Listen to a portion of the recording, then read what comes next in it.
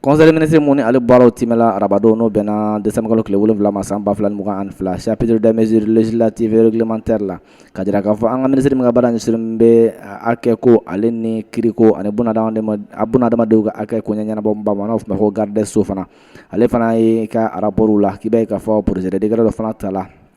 a bɛ fɔ o ma ko juridiction a bɛ fɔ o ma ko kiirisow ka se ka olu ka classement kɛ cogo min na k'olu bila kun dama dɔ o kɔnɔ ka jira k'a fɔ mun bɛ tali kɛ wa juridiction yɛrɛ ka wa classement la ka jira k'a fɔ o la i b'a ye k'a fɔ kabi o waatiw la wa juridiction kɔni olu kɔni classé la a fɔ o ma ko tribunaux ko n'a fɔ o ma ko tribunal de première instance ale ni justice a bɛ fɔ o ma ko tribunal a bɛ fɔ o ma ko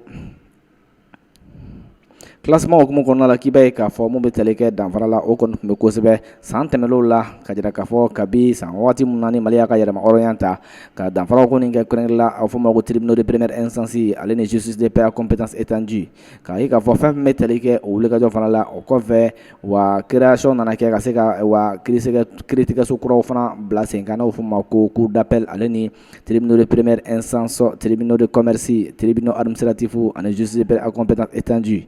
ka fɔ sariya sen bɛ tali kɛ loi numéro 2011-038 ni ale bolo nɔ bilala juillet kalo tile 15 san 2021 ni ale kɛla sababu ye ka se ka nin kiiritigɛso ninnu fana u kɔni dayɛlɛli baaraw kɛ k'i b'a ye k'a fɔ kɛrɛnkɛrɛnnenya la wa mun bɛ tali kɛ wa tribunaux de première instance ka se ka o bayɛlɛma k'o kɛ tribunaux de grande instance ye ale ni justice de paix à compétence étendue k'o kɛ tribunaux d'instance ye o sariya kɔni kɛla sababu ye ka olu baaraw bila sen kan wa k'i b'a ye k'a fɔ nin sariya so minnu kɔni ni olu bilala sen kan n'olu lakurayala k'o bila sen kan k'i b'a ye k'a fɔ ko taabolo jɔnjɔn dɔ kan ka kɛ o la cogoya min na o fana ka kɔlɔsiliw ale n'u ka sɛgɛsɛgɛliw bɛ se ka nɔgɔya jamana ɲɛmaaw fana fɛ kiiri a taabolow fana fɛ o de la k'i b'a ye k'a fɔ ko projet de décret in fana tala ka bila sen kan mun bɛ tali kɛ cour d'appel ani tribunaux de grande instance ani tribunaux de commerce ka taa se tribunaux du travail tribunaux administratifs i b'a ye k'a fɔ ma ko juridiction de première et deuxième classe i b'a ye k'a fɔ olu bɛna bila u kun damaw fana la